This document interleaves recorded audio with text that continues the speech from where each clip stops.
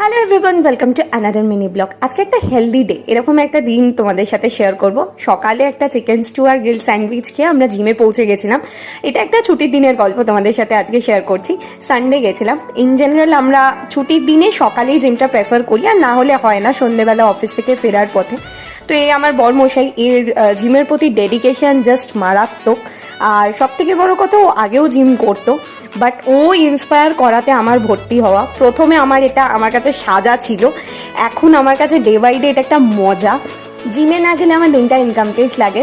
Programme থাকলে, train ধরার থাকলে আমি সকালে জিম করে চলে আসি। ও যেহেতু অফিস ট্রেনটা সন্ধেবেলা যায়।